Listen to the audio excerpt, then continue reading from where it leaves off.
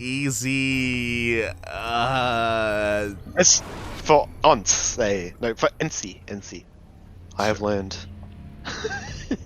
As we delve into map number 1, lad, before I dig a deeper hole, he's playing in the top right position, playing for Storm Gaming against the Protoss Polish powerhouse, the PPP.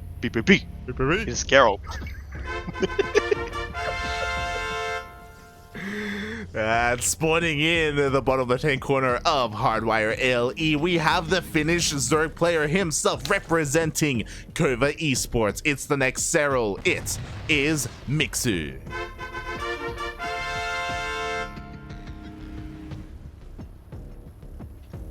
Like, do you see what I see on that hatchery? Do you see landmines on it? They look like widow mines or spider mines. Or something. Yeah. What is it called when the infested becomes the infested? The infested. The irregular infested. But yeah, he turns into an angry infestor, mate. That's what it is. Oh man, but yeah, I like that decal though. The 3 wolves, that looks sick. Meanwhile, this pro being annoying again. See, Chase, this is why I bring you on, because you notice the minute details. You know, the decal, the skins, right? Yes. You've got an eye for the useless. I'm a man who enjoys seeing shiny things. I'm like a crow in mating season. But, What? Oh, lad, I have to show you that video after the cast. What are you gonna show me? A crow in mating season? Tomorrow we won't get to the PG stuff. Oh god. Yeah, as we see, he's got Mixu's on the server. He's got the full cyborg setup with his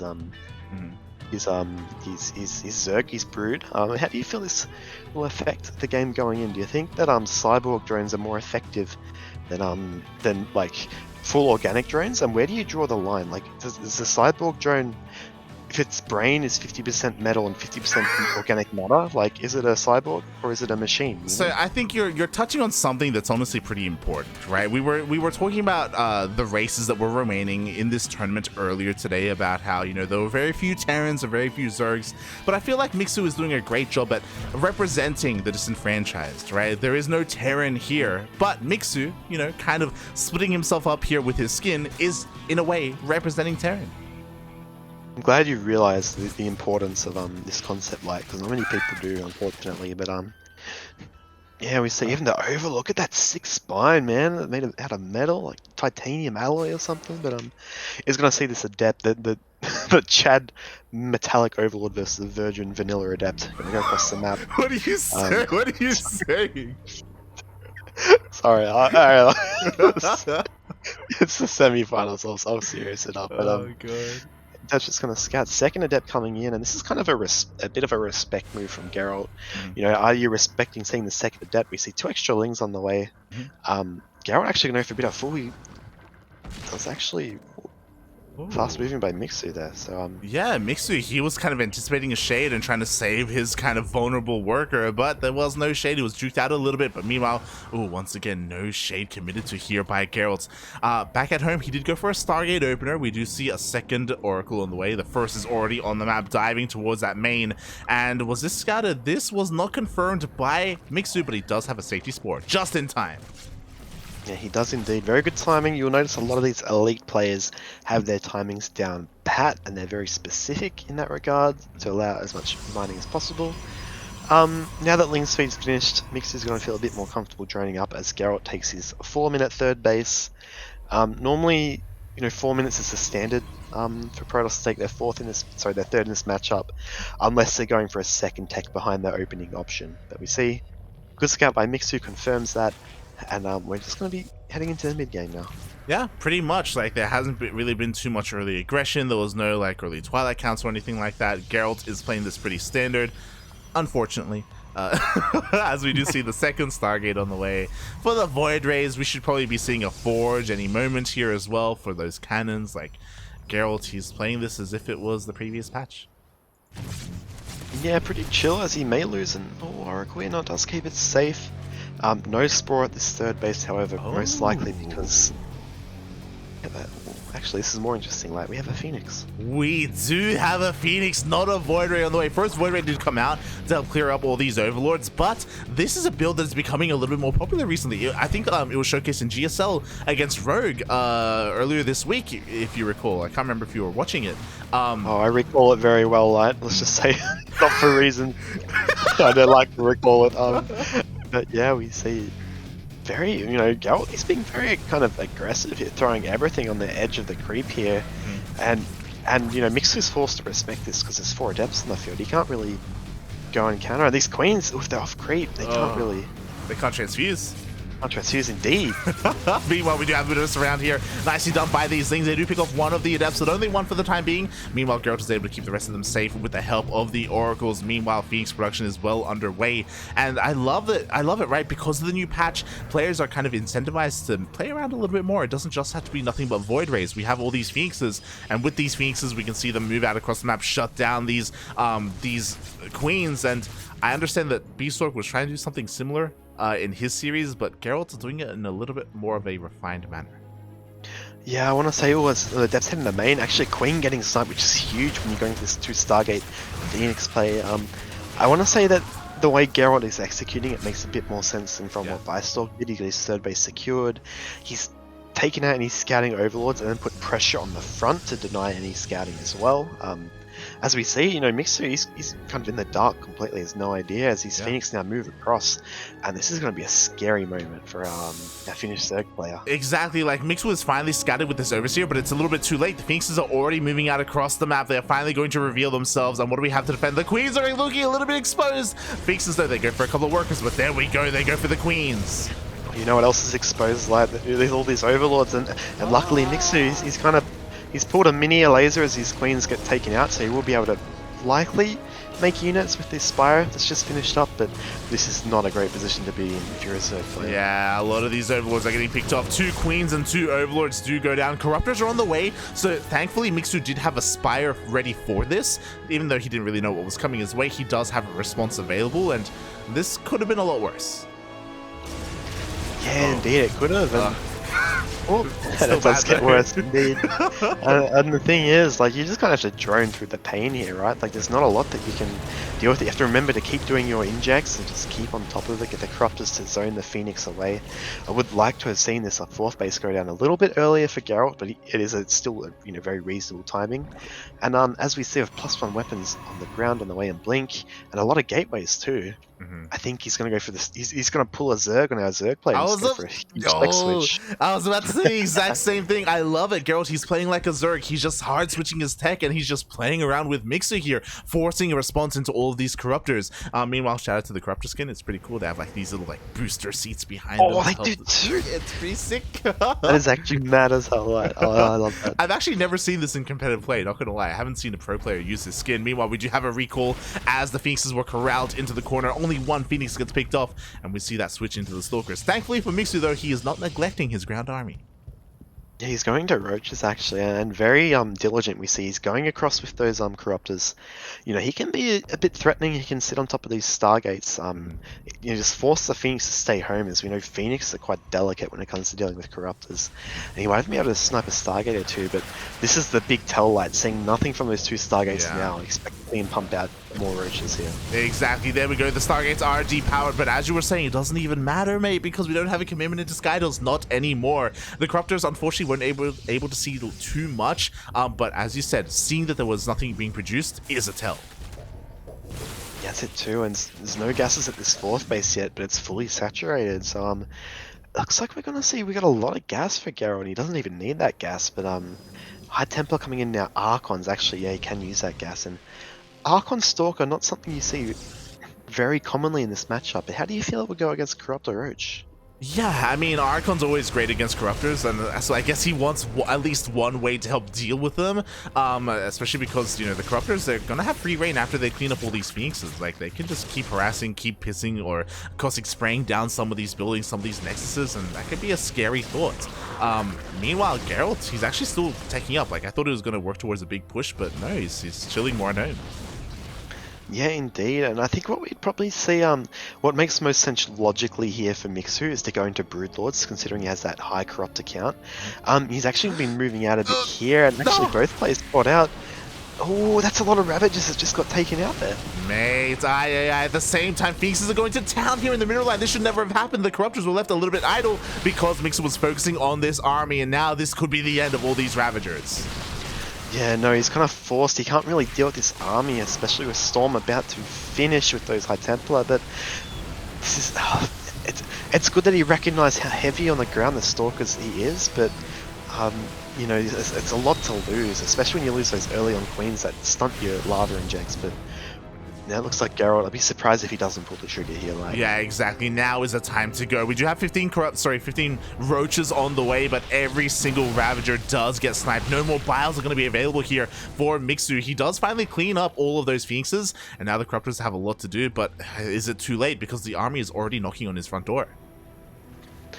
yeah, that's it. And we see the Corruptors now peeing on the Nexus right now. But he has managed to go into a bit of a more formidable, you know, like Ling Bane Roach Ravager comp. But it's just too little, too late. And yeah, Gerald's just gonna blink on top of this army, like. Yeah, he doesn't even give it him. He doesn't even care. He was forced to warp in at home, though, which is a bit of a plus for Mixu, but does he even have enough to deal with the current army? The hatchery does go down. He's bleeding out roach after roach. He's trying to get on top of that disruptor. I'm sorry, on top of that void ray. He does bile it down. Yeah, and as we see, 7 more Stalkers on the way. We've got 11 Roaches from our Zerg, but it looks like he might be able to maybe hold on here if he can get this swell of Roaches out. But with 2 Immortals and all that Stalker buffer, it's a big if. He might be forced to pull drones here. Yeah, exactly. I'm sure he's hoping for even more warp-ins at home. The Corruptors are going to get a second Nexus, by the way. Overcharge is not in range to keep that Nexus alive, so 2 Nexuses were just sniped, which is huge. And now the Corruptors, they can turn around and deal with that Warpism, but the Immortals, the Stalkers, like, can Mixu still, can he survive? Oh, the Biles! Oh, he barely doesn't get it, and now his army's out of position, and now Gerald's got a supreme position on this base despite not having sentries, apologies, but with Zealot warping with the Prism on the other side, I think this is where we'll see the make or break moment for Mixu. Yeah, exactly. Zealots are warped in. They're going to be hitting this right-hand side base. It looks like he may have to give up the hatchery, and it looks like he will. One more volley, and up, the hatchery does get picked up. Yeah, and we see immediately, now that he doesn't have anything to defend this position, going to the other hatchery, which is under threat. The Greater Spire is now just eventually been started. I think if he gets Broodlords out, he could be in a decent spot, but he's stuck now on 3 bases again. He can't afford to kind of, I guess, tech into, I guess maybe he can already having some Broodlords out, but just looking at Gerald's bases and his economy, you know, it's... Broodlords are good versus Stalkers, but not in this situation. I mean, what if he gets another Nexus? He was already able to snipe 2. If he gets a third, never mind. He is going to be causing spraying down the gas geyser in the pylon instead. At least he is drawing the army back. But he has to be careful now because these Corruptors are suddenly important. He has to make sure he keeps them alive to be morphed into those Broodlords. Yeah, indeed. And Mixu, as we see, a bit more movement, a bit more freedom on the map. He wants to secure that 4th base. And I think that the one kind of saving grace, considering looking at Gerald's army, is it's very gateway heavy, and gateway units don't scale the greatest, especially with Immortals included when you go up against Broodlords. But Gerald doing the smart thing, he's a very accomplished player, he knows he wants to trade, and as he trades, we get a fleet beacon behind him, he's going to be teching up to a more precise army to deal with this roach. I don't know if I like this. The Corruptors are all across the map. The Greater Spire just finished up, so he could be looking to just morph in Broodlords offensively across the map, when I feel like he needs them here at home to defend to make sure he just doesn't die. Yeah, and we see here with the Storm out in here too, and Gerald's going to be happy to see there's no base at this Triangle 3rd. Smalling run by at the 5th base actually of Gerald, but it's going to be shut down by cannons. And we see Queens and Roaches. It's a very low-tech army for Mixu, and he's got these Corruptors which are going to morph Broodlords now, but they could get jumped on if he's not careful. Yeah, and again, this is so late. The Broodlords could already be done by now. They're so exposed. Gerald, he sees them. He just has to blink on in. Yeah, no, he's going to lose his Broodlords for sure. He just needed a little bit more time. Again, if those Corruptors were at home, they would have already finished up. GG gets called, and Gerald does take game number 1. Yeah, very strong showing there by Geralt, and the build that he went for, it's not something we'd see commonly, but the execution was quite on point. As we said, you know, that he just tech switched very well, and Mixu in the end those corruptors were such a big investment that just couldn't deal with blink stalkers.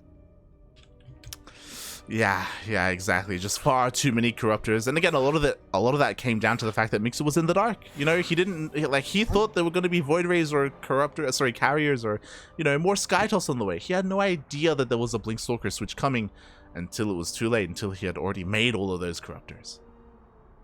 Yeah, indeed. A Hydralisk switch would have been more appropriate, but Hydralisks are flawed kind of in various ways that don't really supplement.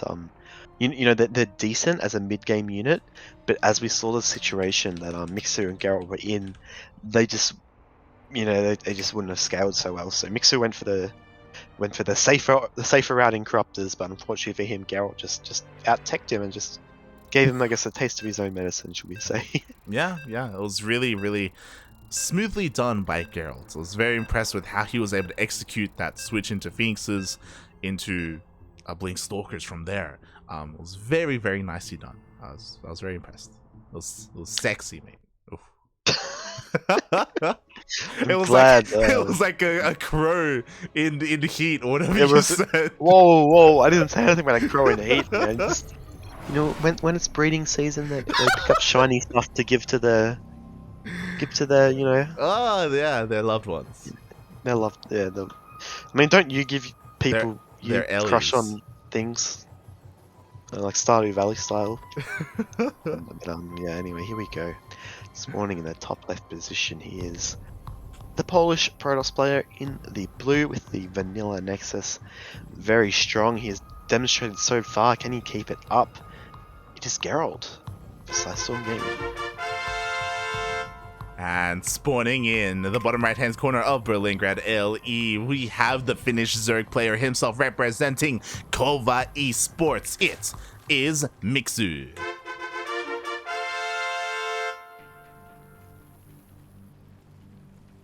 Are you like talking about breeding crows because for sure this is in the chat?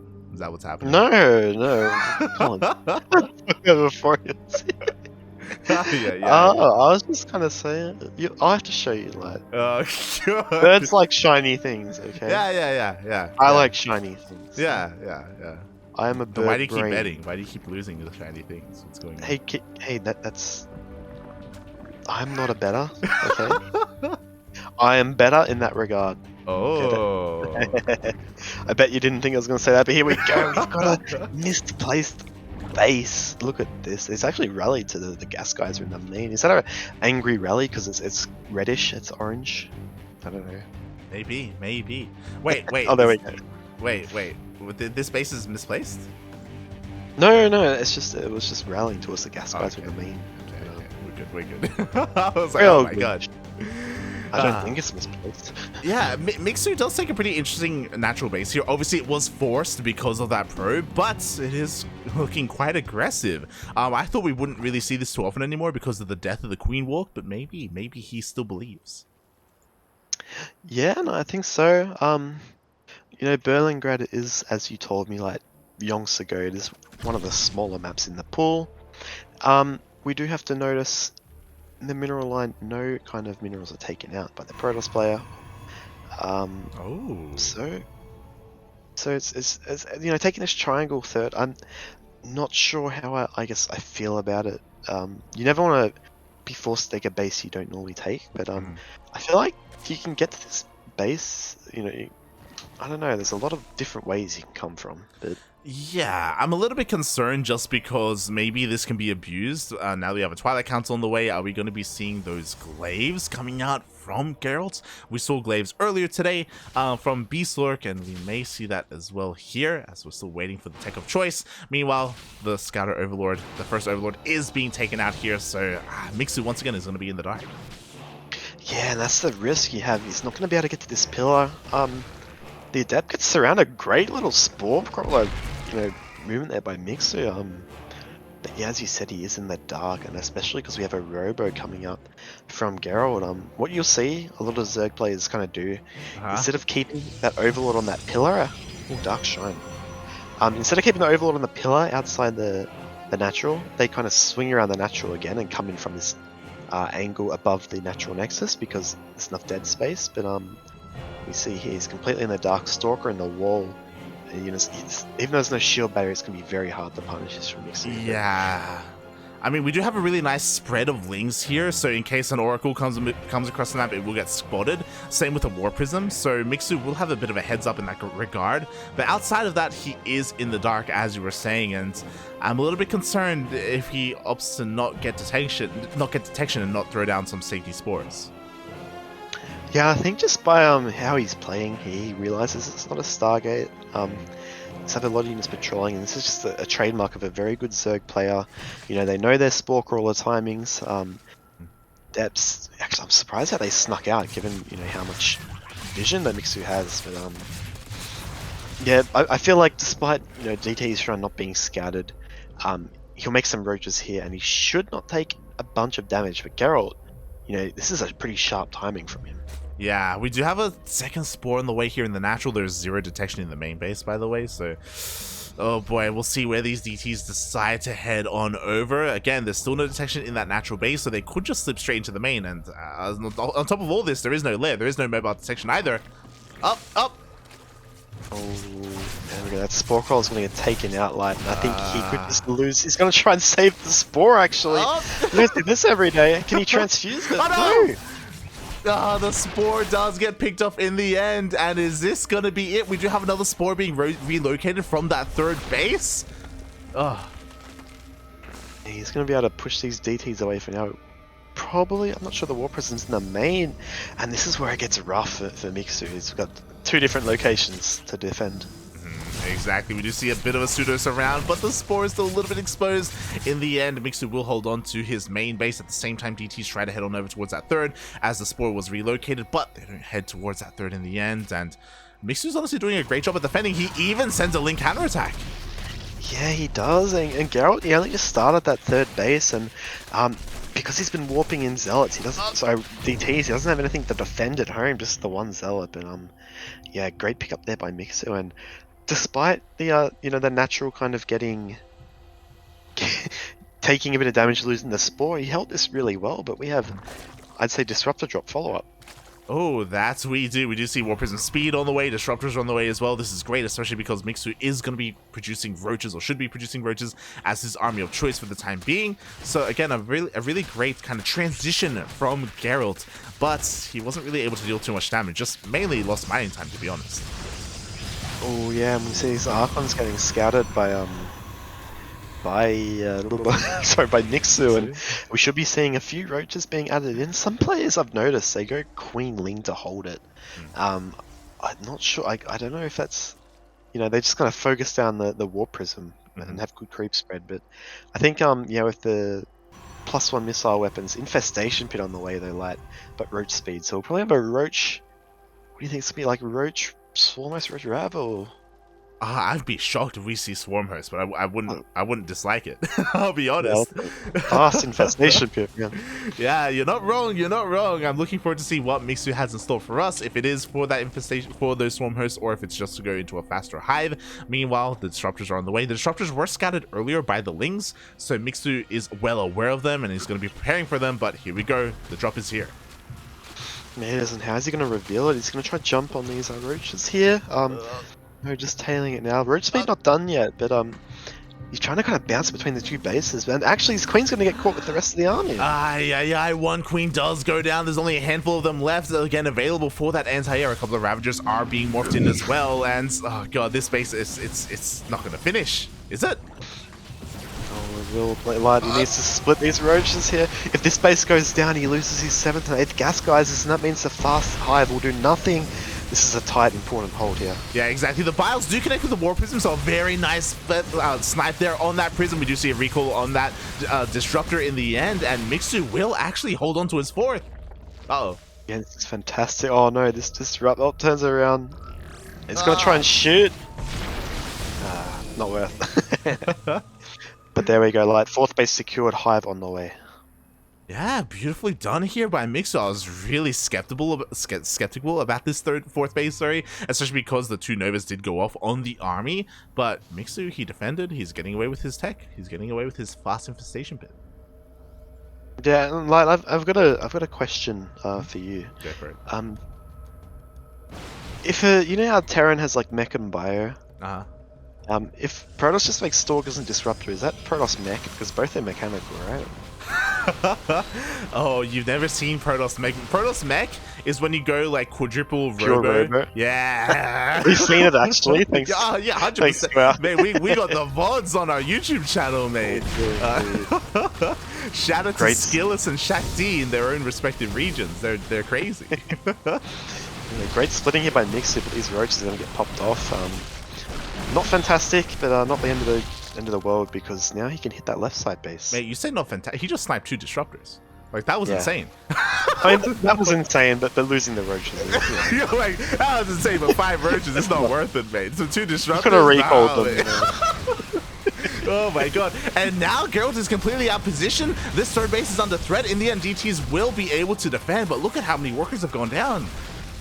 Yeah, exactly. 13 workers. The deficit is now climbed to 29, and so Ravage is going to be pushed back. But as long as he keeps them alive, you know, I don't believe there is indeed blink on here, but I'm starting on liking Mixu's position. He's playing this really well, losing a couple more inches at the bottom, but he's going to possibly know if these DTs will hold the 5th base. Yeah, DTs are going to barely hold this 5th base. Meanwhile, Gerald, he's pushing in across the map. He's lost so many workers in a very short period of time. He has to deal damage here. He has to take out a base, trade efficiently with the army. He does have 2 disruptors, but only those 2 disruptors. Yeah, and I don't think Gerald really needs to commit here. A lot of roaches across the map, however, bases, but what a warp in the main. Yeah, exactly. We have mass DTs in the main base. 5th base does go down. We do have a Roach counterattack, and I guess it is going to take down this Nexus, but in comes that main army. The Viper gets sniped! Yeah, another Viper getting taken out, and now he's on the front here, and there's a lot of roaches across the map, but where is Mixu's army? It's quite tiny. Look, this Disruptor big chilling at the top. Oh, what's going to happen here? Oh my god, the Nova goes off. Nice dodge here by Mixu, but as you said, this Roach counterattack was far too great. Meanwhile, the Novas are going off, and Mixu's army is crumbling. Yeah, we said the supply's taking a huge shift. You know, Gerald actually taking a small advantage here as DTs. They ravage the main, they take it out. Wow! GG is cold. Gerald Oh! takes game 2. And the series. Wow, and the series, Mixu was looking so good. He was up like 60 supply compared to his opponent before the fight happened. And then he went for that questionable Roach counterattack, where, as you said, like, where was his army? Mate, Roaches, they're pretty inflated supply, and that was his army that he just sent across the map. Oh. Yeah, and the Vipers were a really good tech choice, considering he went Dark Templar into DT into Disruptor. You're so far away from High Templar tech, really.